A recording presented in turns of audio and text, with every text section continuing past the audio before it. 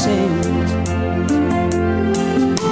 I'm scared to be here, don't ever leave my side. There are temptations every day, they'll be tempting me everywhere. I know you're there, I know you're strong. Please don't ever leave my side. Lord, in case you're wondering who she is, well, she's Afropop sensation, and she's our first music guest in this morning's shows. She's 26-year-old Sisana Kubheka. She's a singer, songwriter that hails from Pongola in the province of KwaZulu-Natal.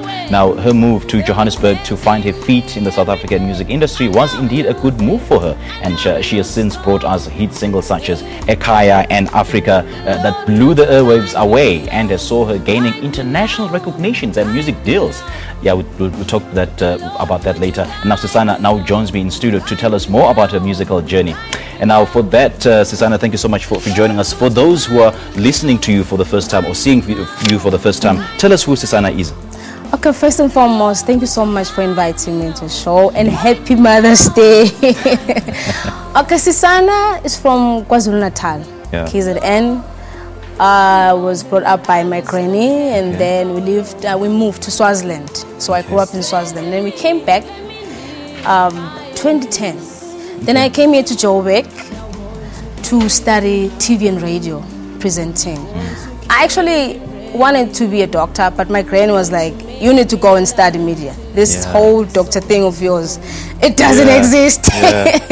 So I came to Joburg, and then I did TV and radio. And after that, I was like, okay, let me just try music. Because my granny told me, let me do this. But the thing is, I recorded a demo. After that, so many record labels were interested in me. Is it? But then when I researched, they were like, no, man, I'm not going to be able to own my music. If I sign with these people, then I don't like it. I want to own. This is mine. So own the company, own the music, own the company, own the rights, own everything. Everything, it's mine, you understand? So I decided to form my own record label. Okay. Then I met my friend Bongani, and then he introduced me to a UK partner. And then we said, okay, let's just form our own record label. Then you are the music you produce, I publish, I manage. This is our thing. Then we own it, rather than you giving everyone your rights and everything. Being a first timer, that was so ambitious of you. What is the inspiration behind that move? I just didn't want to be owned. Yeah. That was the whole thing. I don't want to be owned. No, they can't own my music, because my music, you know, I write about personal experiences. You understand? Ekhaya, it's personal. Africa is personal. Even this song, Guide Me Now, it's personal to me. So what's it about? I can't just give it to you. What's it about, Ekhaya? Ekhaya is about the journey where I was kicked out. I didn't have money to pay rent. I'm staying with my three brothers, my siblings, they're younger than me. Okay. So we didn't have money to pay rent. Our granny died 2012, and they kicked us out at home in KwaZulu-Natal. So we didn't have a place to stay. And then I found myself actually begging for food, begging for money to record this album. And one day I went to the park, and I was like, God, please show me a place to call home. I need to go home. So I wrote this song saying, Ekhaya, I want to go home. Let me just go home. So after that, I wrote Africa. Africa just speaks about the African beauty, expressing your own beauty. We're African, we're beautiful, we got brown skin, we dance, we sing. This is who we are. We're multicultural, all those things. So my songs, they're really personal. So I just didn't want to give it to anyone. How do you describe the sound? It's Afropop. Okay. It's Afropop, and it's also because I grew up, you know, at church. So it does have that gospel vibe, and it's also African. Okay. Yes. All right. Now, I'm not going to let you go until I've asked you about the BBC story. Wow, that is absolutely incredible. How did it come about? Actually, it was a shock to me. I was actually shocked that BBC is interested in my story. What? Whoa. I'm telling my mom, Mom, even if it was SABC, this is big. Do you know BBC? My mom is like, no. BBC.